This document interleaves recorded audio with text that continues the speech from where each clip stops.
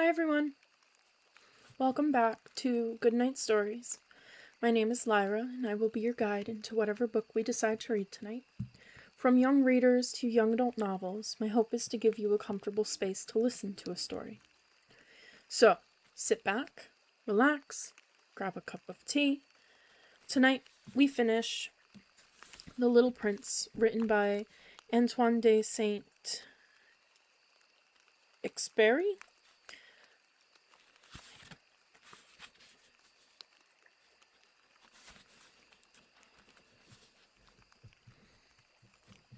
(16) So then, the seventh planet was the Earth. The Earth is not just an ordinary planet. One can count there 111 kings, not forgetting, to be sure, the Negro kings among them, 7,000 geographers, 900,000 businessmen, 7,005,000 tipplers, 311 million conceited men, that is to say, about 2 million grown-ups. 2 billion grown-ups. To give you an idea of the size of the Earth, I will tell you that before the invention of electricity, it was necessary to maintain, over the whole of the 6 continents, a veritable army of 462,511 lamplighters for the street lamps. Seen from a slight distance, that would make a splendid spectacle. The movements of this army would be regulated, like those of the ballet and the opera. First would come the turn of the lamplighters of New Zealand and Australia. Having set their lamps alight, these would go off to sleep. Next, the lamplighters of China and Siberia would enter for their steps in the dance, and then they too would be waved back into the wings. After that would come the turn of the lamplighters of Russia and the Indies, then those of Africa and Europe, then those of South America, then those of North America. And never would they make a mistake in order of their entry upon the stage. It would be magnificent. Only the man who was in charge of the single lamp at the North Pole, and his colleague who was responsible for the single lamp at the South Pole, only these two would live free from toil and care. They would be busy twice a year. 17. When one wishes to play the wit, he sometimes wanders a little from the truth.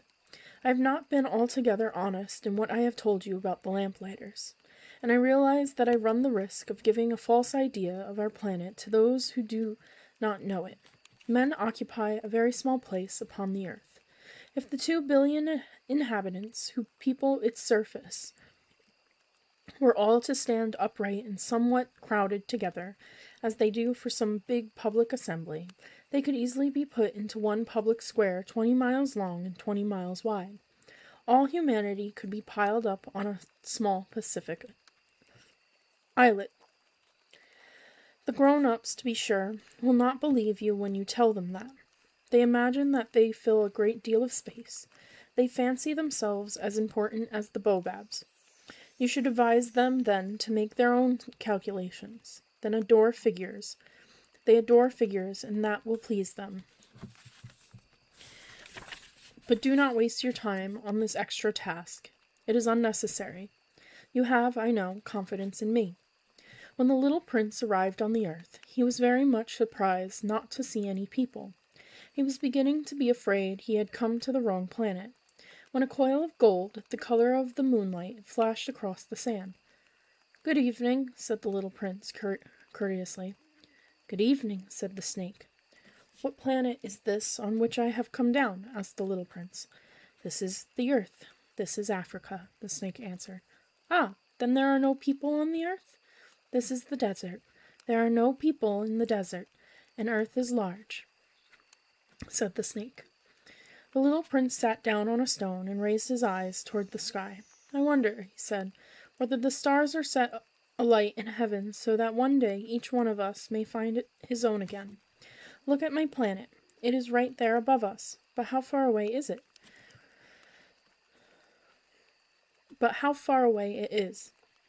It is beautiful," the snake said.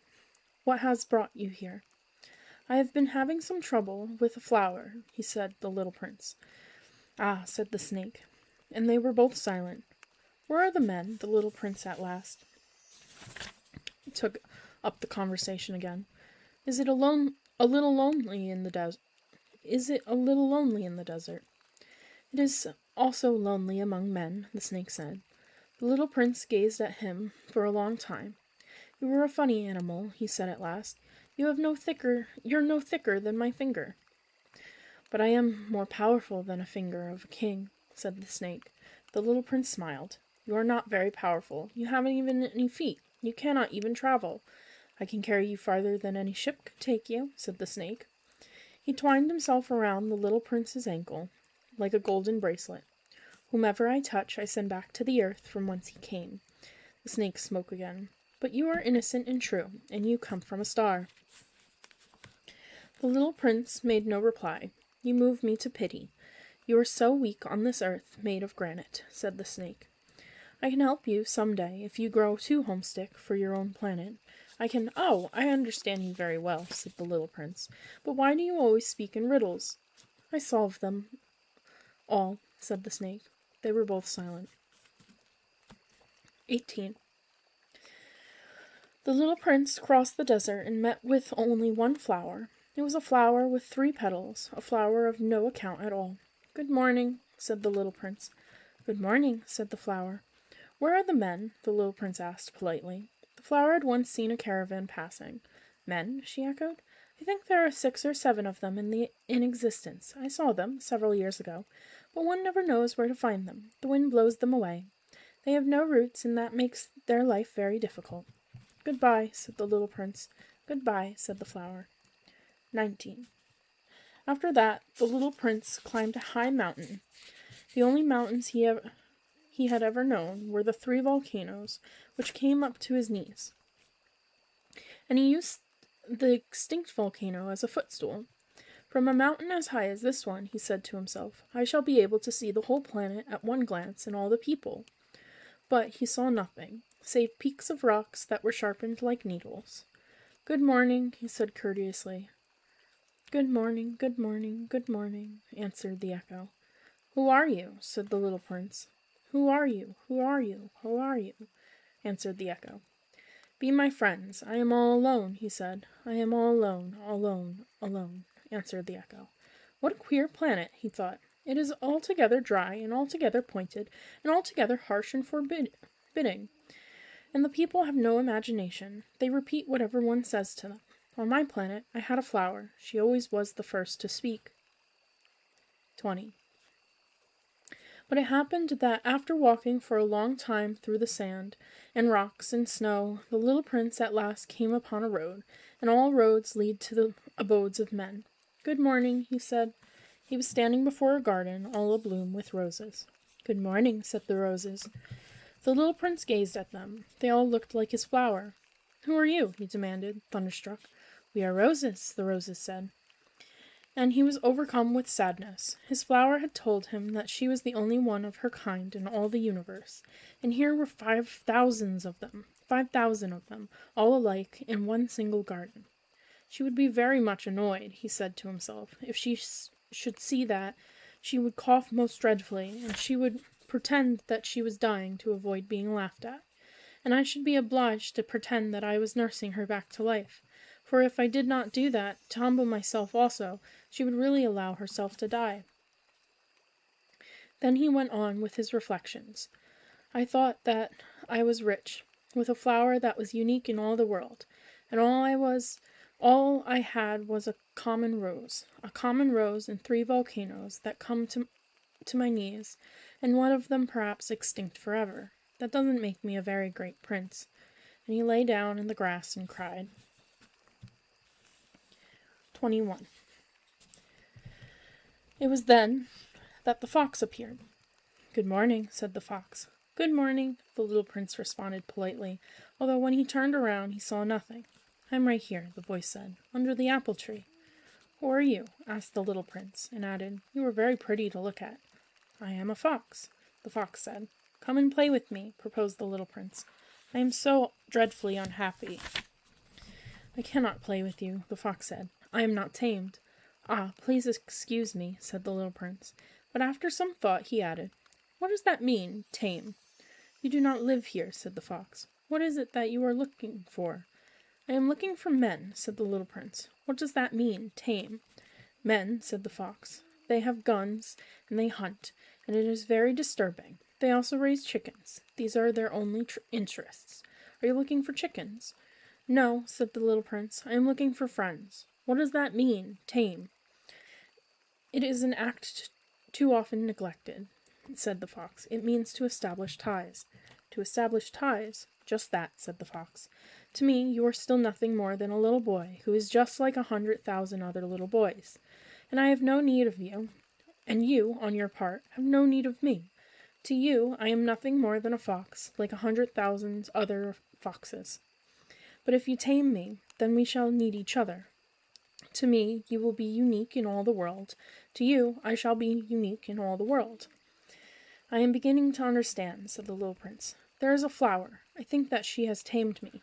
It is possible, said the fox. On the earth one sees all sorts of things. Oh, but this is not on the earth, said the little prince. The fox seemed perplexed and very curious. On another planet? Yes. Are there hunters on that planet? No. Ah, that is interesting. Are there chickens? No. Nothing is perfect, sighed the fox. But he came back to his idea. My life is very monotonous, he said. I hunt chickens, men hunt me. All the chickens are just alike, and all the men are just alike, and, in consequence, I am a little bored. But if you tame me, it will be as if the sun came to shine on my life. I shall know the sound of a step that will be different from all the others. Other steps send me hurrying back underneath the ground. Yours will call me, like music, out of my burrow. And then look. You see the grain fields down yonder? I do not eat bread. Wheat is of no use to me. The wheat fields have nothing to say to me, and that is sad. But you have hair that is the color of gold. Think how wonderful that will be when you have tamed me. The grain, which is also golden, will bring me back the thought of you, and I shall love to listen to the wind in the wheat. The fox gazed at the little prince for a long time. Please, tame me, he said. I want to, very much, the little prince replied, but I have not much time. I have friends to discover, and a great many things to understand. One only understands the things that one tames, said the fox. Men have no more time to understand anything. They buy things already made at shops, but there is no shop where anywhere where one can buy friendship, and so men have no friends any more. If you want a friend, tame me. What must I do to tame you? Asked the little prince. You must be very patient, replied the fox. First, you will sit down at a little distance from me, like that, in the grass. I shall look at you out of the corner of my eye, and you will say nothing. Words are the source of misunderstandings, but you will sit a little closer to me every day. The next day, the little prince came back. It would have been better to come back at the same hour, said the fox. If, for example, you come at 4 o'clock in the afternoon, then at 3 o'clock I shall begin to be happy. I shall feel happier and happier as the hour advances. At 4 o'clock I shall already be worrying and jumping about. I shall show you how happy I am. But if you come at just any time, I shall never know at what hour my heart is ready to greet you. One must observe the proper rites. What is a rite? Asked the little prince. Those also are actions too often neglected, said the fox. They are what make one day different from other days, 1 hour from other hours. There is a rite, for example, among my hunters. Every Thursday they dance with the village girls, so Thursday is a wonderful day for me. I can take a walk as far as the vineyards. But if the hunters danced at just any time, every day would be like every other day, and I should never have any vacation at all. So the little prince tamed the fox, and when the hour of his departure drew near, "Ah," said the fox, "I shall cry." "It is your own fault," said the little prince. "I never wished you any sort of harm, but you wanted me to tame you." "Yes, that is so," said the fox. "But now you are going to cry," said the little prince. "Yes, that is so," said the fox. "Then it has done you no good at all." "It has done me good," said the the fox, because of the color of the wheat fields. And then he added, "Go and look again at the roses. You will understand now that yours is unique in all the world. And then come back to say goodbye to me, and I will make you a present of a secret." The little prince went away to look at the roses. "You are not at all like my rose," he said. "As yet you are nothing. No one has tamed you, and you have tamed no one. You are like my fox when I first knew him. He was only a fox like 100,000 other foxes, but I have made him a friend. And now he is unique in all the world." And the roses were very much embarrassed. "You are beautiful, but you are empty," he went on. "One could not die for you. To be sure, an ordinary passer-by would think that my rose looked just like you, the rose that belongs to me. But in herself alone she is more important than all the hundreds of you other roses, because it is she that I have watered, because it is she that I have put under the glass globe, because it is she that I have sheltered behind the screen, because it is for her that I have killed the caterpillars, except for the 2 or 3 that we saved to become butterflies, because it is she that I have listened to when she grumbled or boasted, or even sometimes when she said nothing, because she is my rose." And he went back to meet the fox. "Goodbye," he said. "Goodbye," said the fox. "Now here is my secret, a very simple secret. It is only with the heart that one can see rightly. What is essential is invisible to the eye." "What is essential is invisible to the eye," the little prince repeated, so that he would be sure to remember. "It is the time you have wasted for your rose that makes your rose so important." "It is the time I have wasted for my rose," said the little prince, so that he would be sure to remember. "Men have forgotten this truth," said the fox, "but you must not forget it. You become responsible forever for what you have tamed. You are responsible for your rose." "I am responsible for my rose," the little prince repeated, so that he would be sure to remember. 22. "Good morning," said the little prince. "Good morning," said the railway switchman. "What do you do here?" the little prince asked. "I sort out travelers, in bundles of 1,000, said the switchman. "I send off the trains that carry them, now to the right, now to the left." And a brilliantly lighted express train shook the switchman's cabin as it rushed by with a roar like thunder. "They are in a great hurry," said the little prince. "What are they looking for?" "Not even the locomotive engineer knows that," said the switchman.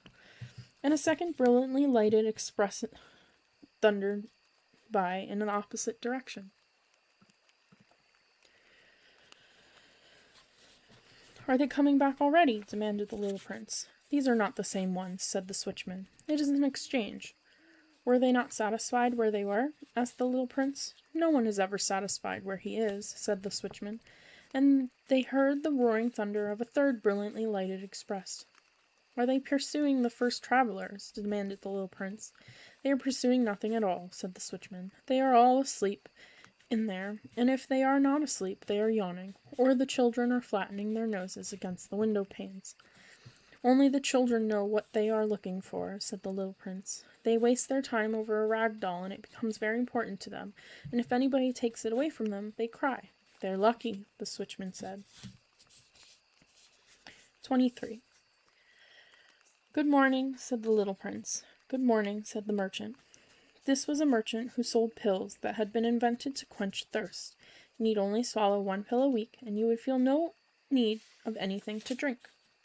"Why are you selling those?" asked the little prince. "Because they save a tremendous amount of time," said the merchant. "Computations have been made by experts. With these pills you save 53 minutes in every week." "And what do I do with those 53 minutes?" "Anything you like." "As for me," said the little prince to himself, "if I had 53 minutes to spend as I liked, I should walk at my leisure toward a spring of fresh water." 24. It was now the 8th day since I had had my accident in the desert, and I had listened to the story of the merchant as I was drinking the last drop of my water supply. "Ah," I said to the little prince, "these memories of yours are very charming, but I have not yet succeeded in repairing my plan. I have nothing more to drink, and I, too, should be very happy if I could walk at my leisure toward a spring of fresh water." "My friend the fox," the little prince said to me, My dear little man, this is no longer a matter that has anything to do with the fox. Why not? Because I am about to die of thirst. He did not follow my reasoning, and he answered me, It is a good thing that I had a friend, even if one is about to die. For instance, I am very glad to have had a fox as a friend. He has no way of guessing the danger, I said to myself. He has never been either hungry or thirsty. A little sunshine is all he needs. But he looked at me steadily and replied to my thought. I am thirsty too. Let us look for a well.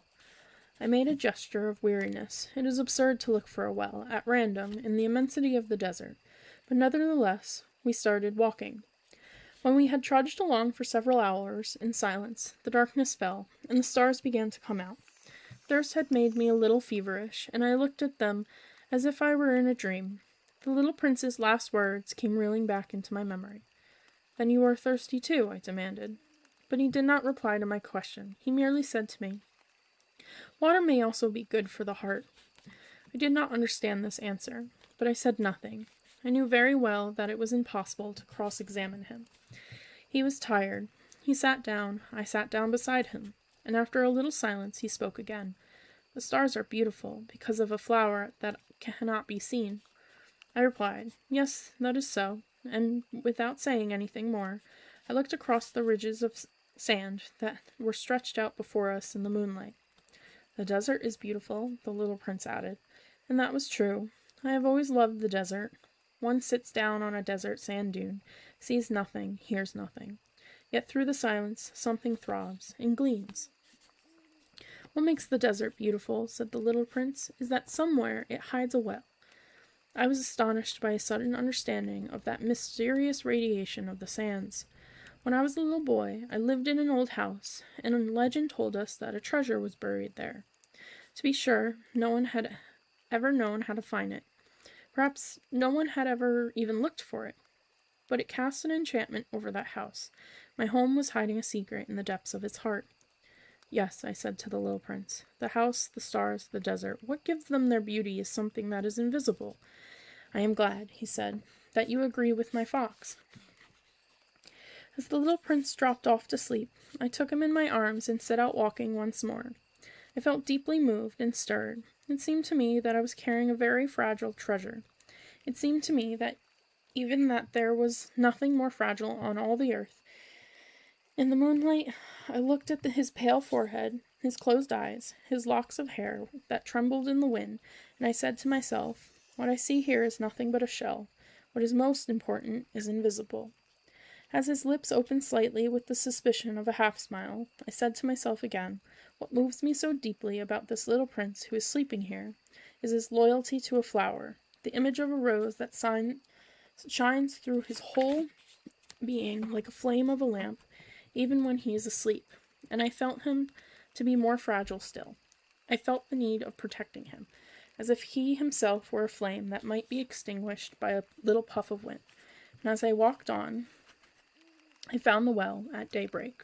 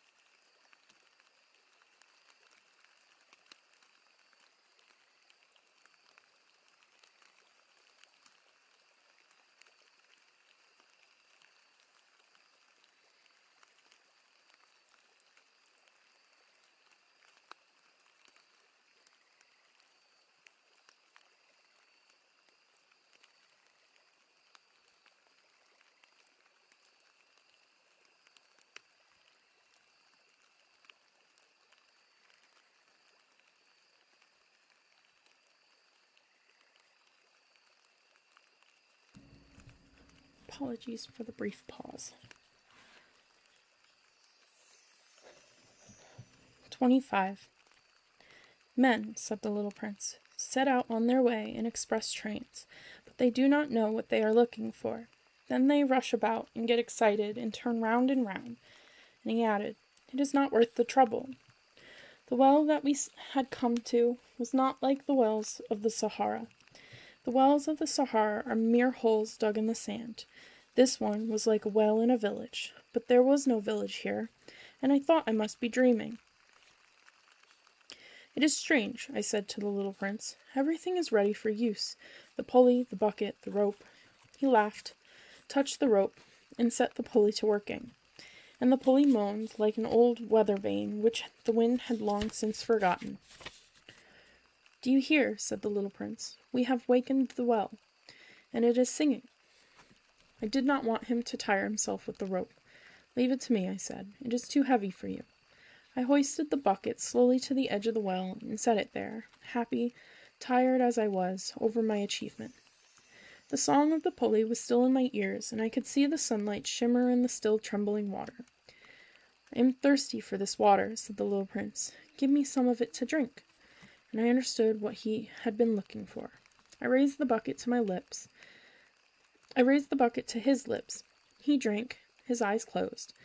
It was as sweet as some special festival treat. This water was indeed a different thing from ordinary nourishment. Its sweetness was born of the walk under the stars, the song of the pulley, and the effort of my arms. It was good for the heart, like a present. When I was a little boy, the lights of the Christmas tree, the music of the midnight mass, the tenderness of smiling faces used to make up so the radiance of the gifts I received. The men where you live, said the little prince, rave 5,000 roses in the same garden, and they do not find in it what they are looking for. They do not find it, I replied, and yet what they are looking for can be found in one single rose, or in a little water. Yes, that is true, I said, and the little prince added, but the eyes are blind. One must look with the heart. I had drunk the water. I breathed easily. At sunrise the sand is the color of honey, and that honey color was making me happy too. What brought me, then, this sense of grief? You must keep your promise, said the little prince softly, as he sat down beside me once more. What promise? You know, a muzzle for my sheep. I am responsible for this flower. I took my rough drafts of drawings out of my pocket. The little prince looked them over and laughed as he said, Your baobabs, they look a little like cabbages. Oh! I had been so proud of my baobabs. Your fox, his ears look a little like horns, and they are too long, and he laughed again. You are not fair, little prince, I said. I don't know how to draw anything except boa constrictors from the outside and boa constrictors from the inside. Oh, that will be all right, he said. Children understand. So then I made a pencil sketch of a muzzle, and as I gave it to him, my heart was torn. You have plans that I do not know about, I said. But he did not answer me.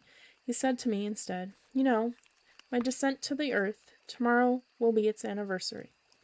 Then after a silence he went on, I came down very near here, and he flushed. And once again, without understanding why, I had a queer sense of sorrow. One question, however, occurred to me. Then it was not by chance that on the morning when I first met you, a week ago, you were strolling along like that all alone, 1,000 miles from any inhabited region. You were on your way back to the place where you landed? The little prince flushed again, and I added, with some hesitancy, Perhaps it was because of the anniversary? The little prince flushed once more. He never answered questions, but when one flushes, does that not mean yes? Ah, I said to him, I am a little frightened, but he interrupted me. Now you must work. You must return to your engine. I will be waiting for you here. Come back tomorrow evening. But I was not reassured. I remembered the fox. One runs the risk of weeping a little if one lets himself be tamed. 26. Beside the well, there was the ruin of an old stone wall. When I came back from my work the next evening, I saw from some distance away my little prince sitting on top of this wall, with his feet dangling. I heard him say, Then you don't remember. This is not the exact spot. Another voice must have answered him, for he replied to it. Yes, yes, it is the right day, but this is not the place. I continued my walk toward the wall. In no time did I see or hear anyone. The little prince, however, replied once again, Exactly. You will see where my track begins, in the sand. You have nothing to do but wait for me there. I shall be there tonight. It was only 20 meters from the wall, and I still saw nothing. After a silence, the little prince spoke again. You have good poison? You are sure that it will not make me suffer too long? I stopped in my tracks, my heart torn asunder, but still I did not understand. Now go away, said the little prince. I want to get down from the wall. I dropped my eyes, then, to the foot of the wall, and I leapt into the air. There before me, facing the little prince, was one of those yellow snakes that take just 30 seconds to bring your life to an end. Even as I was digging into my pocket to get out my revolver, I made a running step back. But at the noise I made, the snake let himself flow easily across the sand like the dying spray of a fountain, and in no apparent hurry disappeared, with a light metallic sound among the stones. I reached the wall just in time to catch my little man in my arms. His face was white as snow. What does this mean? I demanded. Why are you talking with snakes? I had loosened the golden muffler that he always wore. I had moistened his temples and had given him some water to drink. And now I did not dare ask him any more questions. He looked at me very gravely and put his arms around my neck. I felt his heart beating like the heart of a dying bird shot with someone's rifle. I am glad that you have found what was the matter with your engine, he said. Now you can go back home. How do you know about that? I was just coming to tell him that my work had been successful, beyond anything that I had dared to hope. He made no answer to my question, but he added, I, too, am going back home today. Then sadly, it is much farther. It is much more difficult. I realized clearly that something extraordinary was happening. I was holding him close in my arms, as if he were a little child, and yet it seemed to me that he was rushing headlong toward an abyss from which I could do nothing to restrain him. His look was very serious, like someone lost far away. I have your sheep, and I have the sheep's box, and I have the muzzle, and he gave me a sad smile. I waited a long time. I could see that he was reviving little by little. Dear little man, I said to him, you were afraid. He was afraid. There was no doubt about that. But he laughed lightly. I shall be much more afraid this evening. Once again I felt myself frozen by the sense of something irreparable, and I knew that I could not bear the thought of never hearing that laughter any more. For me, it was like a spring of fresh water in the desert. Little man, I said, I want to hear you laugh again. But he said to me, tonight it will be a year. My star, then, can be found right above the place where I came to the earth, a year ago. Little man, I said, tell me that it is only a bad dream, this affair of the snake and the meeting place and the star. But he did not answer my plea. He said to me instead, the thing that is important is the thing that is not seen. Yes, I know. It is just as it is with the flower. If you love a flower that lives on a star, it is sweet to look at the sky at night. All the stars are abloom with flowers. Yes, I know. It is just as it is with the water. Because of the pulley and the rope, what you gave me to drink was like music. You remember how good it was? Yes, I know. And at night you will look up at the stars, where I live, everything is so small that I cannot show you where my star is to be found. It is better like that. My star will just be one of the stars for you, and so you will love to watch all the stars in the heavens. They will all be your friends, and besides, I am going to make you a present. He laughed again. Ah, little prince, dear little prince, I love to hear that laughter. That is my present, just that. It will be as it was when we drank the water. What are you trying to say? All men have the stars, he answered, but they are not the same things for different people. For some who are travelers, the stars are guides. For others, they are no more than the little lights in the sky. For others, who are scholars, they are problems. For my businessman, they were wealth. But all these stars are silent. You alone, will have the stars as no one else has them. What are you trying to say? In one of the stars I shall be living, in one of them I shall be laughing, and so it will be as if all the stars were laughing when you look at the sky at night. You, only you, will have stars that can laugh. And he laughed again. And when your sorrow is comforted, time soothes all sorrows. You will be content that you have known me. You will always be my friend. You will want to laugh with me, and you will sometimes open your window so for that pleasure, and your friends will be properly astonished to see you laughing as you look up at the sky. Then you will say to them, "Yes, the stars always make me laugh," and they will think you are crazy. It will be a very shabby trick that I shall have played on you. And he laughed again. It will be as if, in place of the stars, I had given you a great number of little bells that knew how to laugh. And he laughed again. Then he quickly became serious. "Tonight, you know, do not come. I shall not leave you," I said. "I shall look as if I were suffering. I shall look a little as if I were dying. It is like that. Do not come to see that. It is not worth the trouble. I shall not leave you." But he was worried. "I tell you, it is always because of the snake. He must not bite you. Snakes, they are malicious creatures. This one might bite you just for fun. I shall not leave you." But a thought came to reassure him. It is true that they have no more poison for a second bite. That night I did not see him set out on his way. He got away from me without making a sound. When I succeeded in catching up with him, he was walking alone with a quick and resolute step. He said to me merrily, "Ah, you are there." And he took me by the hand, but he was still worrying. It was wrong of you to come. You will suffer. I shall look as if I were dead, and that will not be true." I said nothing. "You understand, it is too far. I cannot carry this body with me. It is too heavy." I said nothing. "But it will be like an old abandoned shell. There is nothing sad about old abandoned shells." I said nothing. He was a little discouraged, but he made one more effort. "You know, it will be very nice. I, too, shall look at the stars. All the stars will be wells with the rusty pulley. All the stars will pour out fresh water for me to drink." I said nothing. "That will be so amusing. You will have 500 million little bells, and I shall have 500 million springs of fresh water." And he, too, said nothing more because he was crying. "Here it is. Let me go on by myself." And he sat down because he was afraid. And he said again, "You know, my flower, I am responsible for her. And she is so weak. She is so naive. She has 4 thorns, of no use at all, to protect herself against all the world." I too sat down, because I was not able to stand up any longer. "There now, that is all." He still hesitated a little. Then he got up. He took one step. I could not move. There was nothing there but a flash of yellow close to his ankle. He remained motionless for an instant. He did not cry out. He fell as gently as a tree falls. There was not even a sound because of the sand. 27. And now 6 years have already gone by. I have never yet told this story. The companions who met me on my return were well content to see me alive. I was sad, but I told them, "I am tired."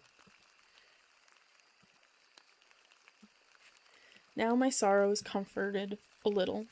That is to say, not entirely. But I know that he did go back to his planet, because I did not find his body at daybreak. It was not such a heavy body. And at night, I love to listen to the stars. It is like 500 million little bells. But there is one extraordinary thing. When I drew the muzzle for the little prince, I forgot to add the leather strap to it.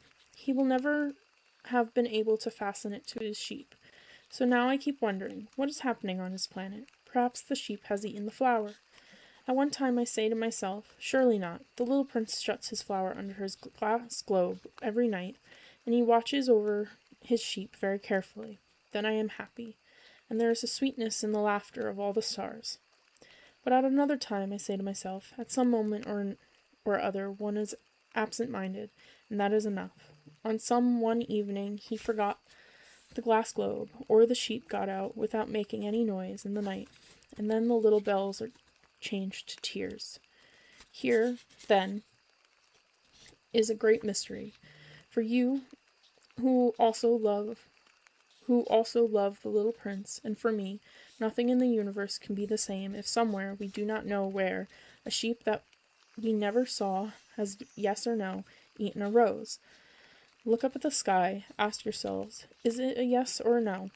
Has the sheep eaten the flour? And you will see how everything changes. And no grown-up will ever understand that is a matter of so much importance. This is, to me, the loveliest and saddest landscape in the world. It is the same as the one I landed in back in the desert, but I have drawn it again to impress it on you, on your memory. It is here that the little prince appeared on earth and disappeared.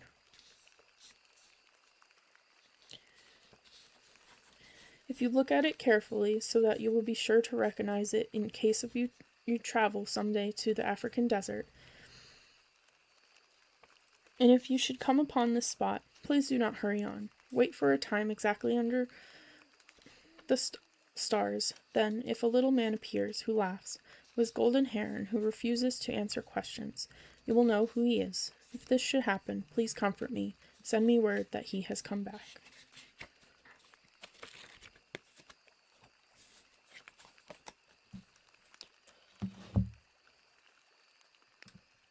And that's where we finish the story. I hope everyone enjoyed listening, and I hope you have a good evening and a good night. Till next time, my friends.